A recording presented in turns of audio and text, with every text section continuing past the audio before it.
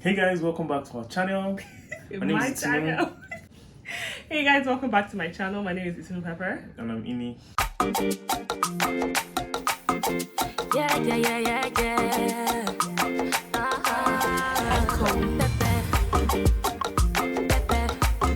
Itunu Pepper.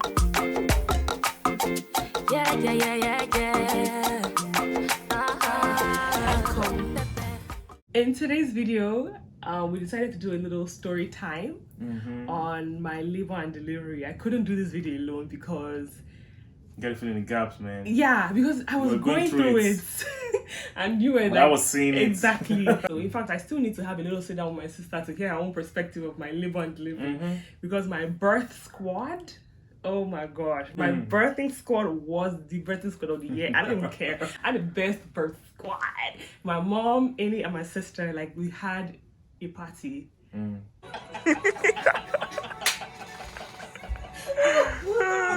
Until shit hit the roof. But Focus your eyes upon the Lord helping you.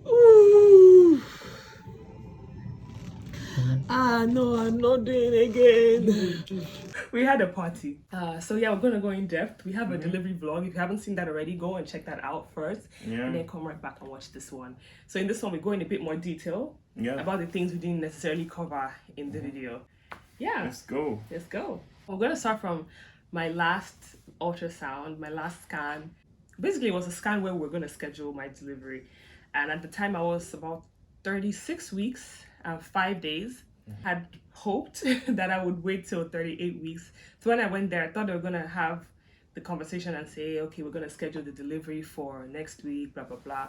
But when we got there, they checked my babies, how they were laying, checked my blood pressure, checked everything, and they're like, yeah, you're doing pretty good. I don't see any reason why we need to wait. You can have them like tomorrow. I was like, wait, what? Actually, I think like you're giving a very short version. Oh really? So before that time, you already actually she was already tired. Yeah, I was fed up. Yeah, bones. I was fed up. Your bone was going through it, like your heavy, your pelvic, your knees, My everything. knees. You know, and so he was like, oh, some days we come like this baby should just come, and some days they're like, oh, I want to wait to 38 weeks. You know, you're just Yeah. going back and forth with that. True. But when we went to the doctors, Yeah. the initial conversation was they had told you that you will not go past the 38 week. Yeah. And you already told them that you wanted to do up to 38 Yeah. weeks. So there was no even question yeah. about, oh, you can have the babies now. Yeah. So we had the meeting was literally over. Yeah. And then I can't remember whether you asked the question or Like, whatever. so when but can I have them? yeah, when can I have them? Yeah. I think so. And then the doctor was just like, oh, today, I can tomorrow, if you schedule want. your Like, induction tomorrow. I was like, you said anything? and she jumped at it. I was like, eh. And for me, I think also at that time, so I was very eager to meet them. Yes, Like I was you eager, were. like these guys should just come, man, Yeah, for yeah. your sake, and also just for them to just come, you Yes. know. At some point, I couldn't breathe very well, so I was just ready for them to come out. My OBGYN was like, yeah, I can schedule you for tomorrow. It was like, I oh, was really? ready to just schedule me for It tomorrow. was surprising. Yeah, but you had something to do the next day. So if I Yeah, was scheduled for the the appointment, yeah. induction, he won't be able to make it. So we asked for the day after that. So she gave us all the options about the induction. You can either get induced and then you go home, wait for the balloon to drop out, or you come to the hospital in the nighttime, they put the balloon in and you sleep over. So you're inpatient or outpatient. That was basically the option for the induction. Yeah, it was so interesting because you kind of now you know that the babies are gonna come, right? Yeah, we had a day. So we had a very fun day where like everything felt lighter, you Yeah. know, somehow. It was like a walking countdown. back, we're just laughing. It was kind of like it's a different thing when you're like, oh, you're hoping that they'll come soon, than when you know the day they're gonna come. Even if it's 1 week from now, you know. So it's Yeah. like Even it though takes the off- time bracket. Yeah, you know. So Yeah. and they guaranteed that once the balloon is in 24 hours, babies must come. Yeah. So yeah. Well, I chose to be an inpatient, so we chose that I would come to the hospital in the nighttime. They would put the balloon. I would have the babies the next day. But then I had to kind of juxtapose how I felt. When I finally knew the date, I started feeling like nostalgia. Even though I was already pregnant, I was like, oh my gosh, I'm gonna not be pregnant anymore. My babies are gonna be outside of me. And I started feeling very, very mixed feelings. It's so weird. You can't understand. I feel like any mamas who are watching this video, like if you understand what I'm saying, comment below. You had this bond with your babies inside you. You felt their every kick. You know how they They were terrorizing you basically, And then now they're gonna be out of your body all of a sudden, and then you have Stockholm out in the syndrome world. Are you? Stockholm syndrome, really? because they were terrorizing you. They're kicking your kidney, My stepping on your kidney. liver. I say your liver, your Constricting bladder. my lungs. Do you know, like- it was insane. And then all of a sudden, you're like, oh, I love it. Come back. You Come can't and terrorize me understand. more. You can't That's understand. Stockholm syndrome, right? Whatever, I don't care. You can't understand. Going back to my appointment with the OBGYN and basically having the discussion that, well, we're going to go for the vaginal delivery, but then keep in mind that a C-section is on the table. She had already told me point blank from the beginning that because one of the babies is head down, baby A is head down, and baby B is breached, that head down, pretty easy, can come out very easily. But then baby B, if we have to go to the theater, we have to. And I was like, excuse me, I don't want to have one baby vaginally and have the second one via C-section. That's 2 points of healing. Yeah, double wahala. Double wahala. And I really didn't want to be healing from 2 different places. So I said to her, if we're going to do this vaginal, let's do this completely vaginally. If we're going to do a C-section, let's do it completely C-section. Please don't put me inside trouble. Do you get what I mean? So I made this very, very, very clear to her. And then when we scheduled the appointment, she was like, okay, I'm going to come to your delivery room. Even though she wasn't going to be the one on duty, I just really needed that support from my OBGYN that's been with me from the beginning of my pregnancy, literally. Yeah, and that was just really sweet of her. Yeah, it was so She had lovely. good energy, a lovely person. Yeah, she was really amazing. So basically, we got to the hotel. Basically, we got to the hospital room. It was like a ginormous room with the water bath and everything, and just like chilling. They put the balloon around 9 p.m. We were playing music, we were gisting, we were laughing. Couple They brought hours a bed later, For us as well. For me yeah, to they brought a sleep bed in. for them to sleep in. So they're taking shifts on who was sleeping. Yeah, there was a reclining chair as well, Yeah. and there was a bed, and there was a Yeah. normal chair. Yeah, so they're yeah. just rotating it. So later in the night, at some point, I started having like cramping. It felt like period cramping, but I thought that was like contractions. But was I very wrong? We're gonna get there.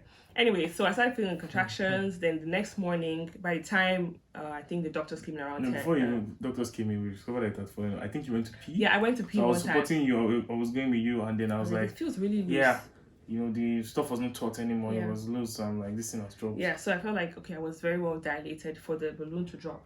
Yeah. So in the morning, they checked me and they saw that I was about 3 centimeters dilated. Which is normal. For Yeah. the balloon to come out, the Yeah, balloon it needs to be up to 3. 3 centimeters. Yeah. Yeah. So it came out, and then we're just waiting for the dilation to progress. And at some point, I wasn't progressing quick enough, so they started to think about giving What me time did oxytocin. they- I can't remember the time. I think it was before you had breakfast that they put the oxytocin. Yes, that's So, true. Yeah, So yeah. they checked, and then it was like, okay, yeah, 3 centimeters dilated. Took out the balloon. Yeah, And then the nurse said you'll get on oxytocin. So it was Yeah. the nurse that put the oxytocin yeah. The nurse administered the oxytocin, and around then 9-ish. and that just brought stuff from 0 to 100 real quick. Contractions started coming in, building and building and building. First, your chesting is And, very well. yeah, I was thinking because the breathing really helped me. I watched lots of videos on YouTube. My sister also had 3 babies Vaginally, naturally, so she was helping with my breathing, and it was really, really helping. If you're pregnant and you have your babies naturally, I feel like you need to learn the breathing exercises. It helps you not to expend too much energy, while it helps you to manage the pain. They upped my oxytocin again. The nurse upped it a bit too high that I was having contractions every 30 seconds. And we're trying to call, like, come and help. This is not right. This is not normal. This is not normal. Come and help me. We didn't find her. Then the doctors were monitoring me from their offices. And now came like, whoa, this is too many contractions within like the short frame of time. So they came and they were like, we're going to crank it down. So they did. Yeah. Yeah. And then at some point, like, I was really, really going through it. They already told me, like, my doctor already told me before I went to labor, like, when you need the epidural, call for it. As Like, early as possible. Early as you feel like you need it, call for it, because it doesn't get better. It only gets worse. So Pain, that at the- is. yeah. At the point where I felt like I needed it and I called for the epidural, the anesthesiologist was in theater. And That's why they say you should ask for it earlier, because it could take like an hour, 45. I think it took like maybe 30, 45 minutes. it was mad. That waiting period was insane. Mm-hmm.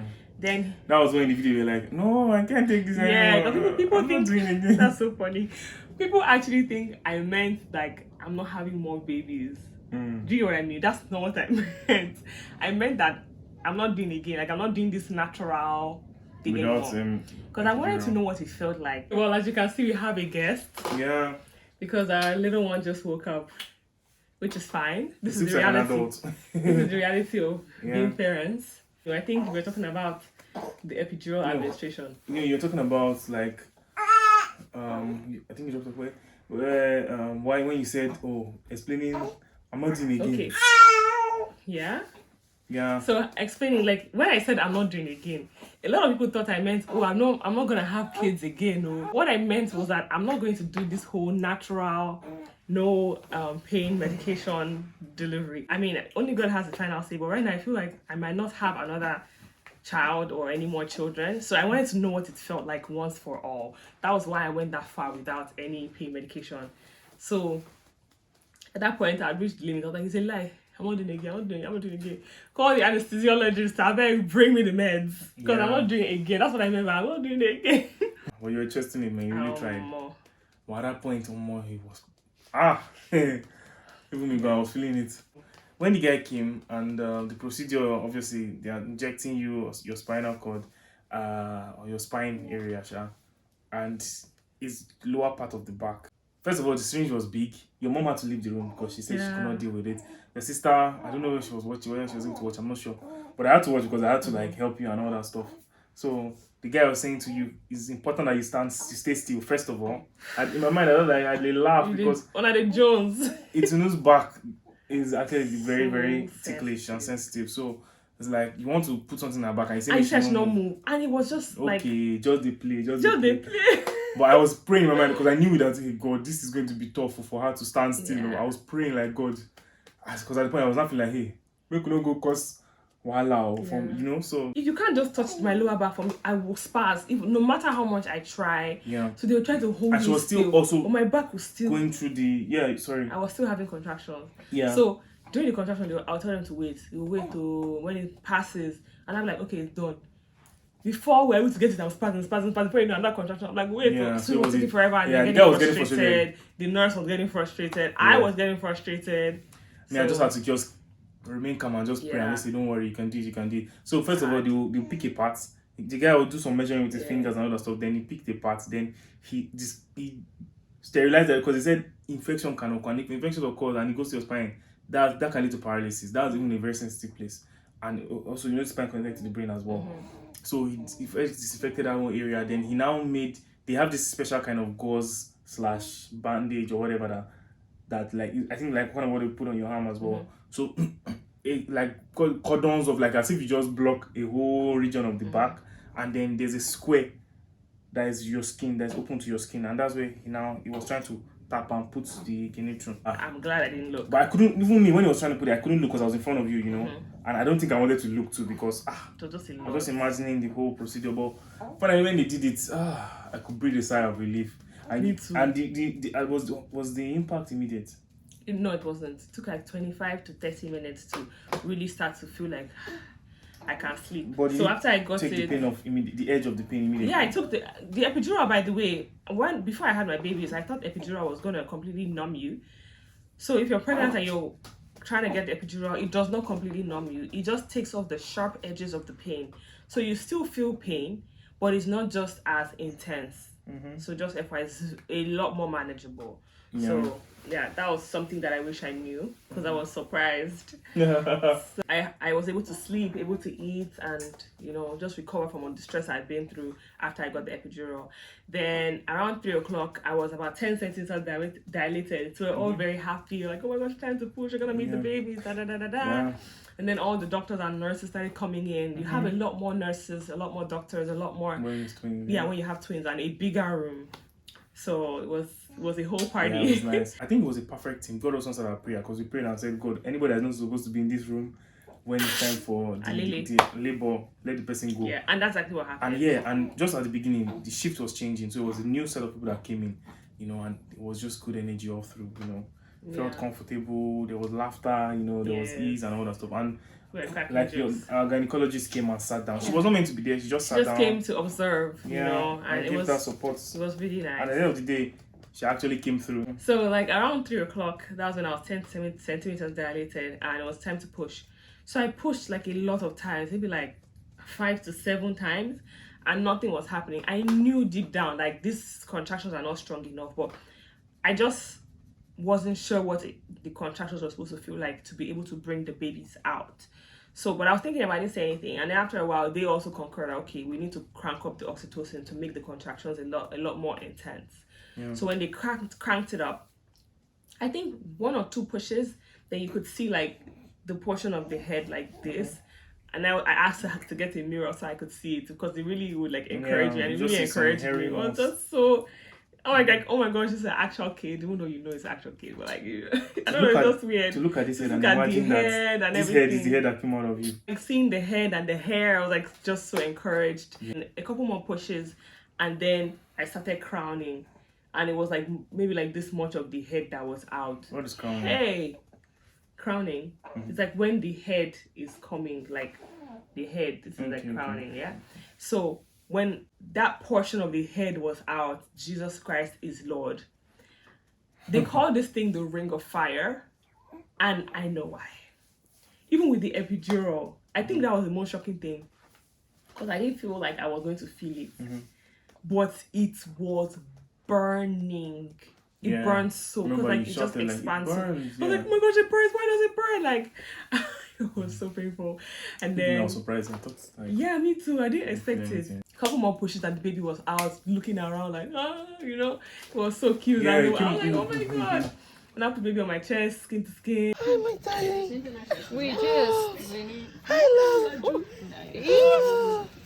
While I was pushing, remember I said the first baby was head down, second baby was breached. They were trying to like turn the second baby in my tummy.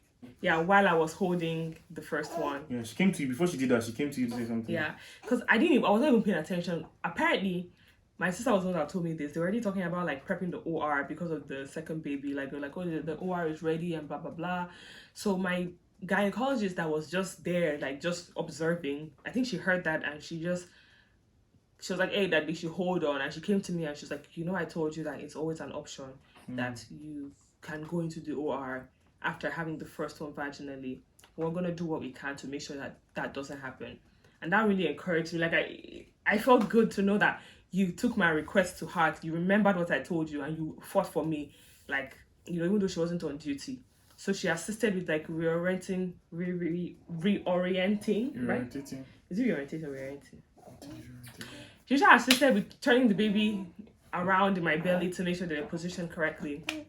And then I was told to then push on the next contraction. I think by that time they already gave the first baby to you for skin to skin, and we chatted for a little bit. So like 19 minutes later, I had the next contraction. So the doctor was holding the legs of the baby, and I was like, next contraction, push. So as I pushed, she pulled, and one push, baby number 2 was out. So in the space of 2 hours, the whole active labor was complete. Yeah. And I know It was people less that than 12 hours active labor. yeah, and I mean Yes. that was supernatural birth, because Yeah. some people have just one baby and sometimes it takes 24 hours, 48 hours, you know. Yeah. So So yeah, the names of our babies. oh yeah, Yeah. drum roll please. Oh, please. Yeah, So first, our firstborn is called Oluwafeishola, and he is a boy. yep. He weighed 2.93. 2.93 Yeah. at birth. I can never forget their birth weight. I don't know, you would remember. And our second baby is our little girl Adolua, and she weighed 2.51. 2.51 at birth. And yeah, that's our precious our little babies. miracle story. Yeah, there's still more stories to be told. There's a lot. There's still more. a lot. There's even a Everything- huge testimony. Yeah, bit by bit, we're gonna, be letting you guys know more and more about it. Yeah, because we're savoring it, like we're taking it Yeah. in. Man, There's no part of this entire thing that's not a miracle. Yeah. And yeah, we will share with time. As time goes on, we'll be sharing it bit by bit. Mhm. But yeah, we're very happy with everything, the way it turned out. We're adjusting very well. But yeah, we stayed in the hospital for 3 days because yeah, peculiarity of twins. They want to make sure mother and babies are doing well and they're stable. yeah. And then yeah, we're doing great. Post day 2, we're out in the world and ready Day to 3. go. Day 3, yeah. Our second baby is waking up, so we're gonna wrap this up right here. Yeah. Thank you for watching. so you don't incur the wrath. Yes, and we'll see you guys in the next one. So glad that she's waking up now and not Yeah. earlier. All right, Alright, guys. Toodaloo. Bye.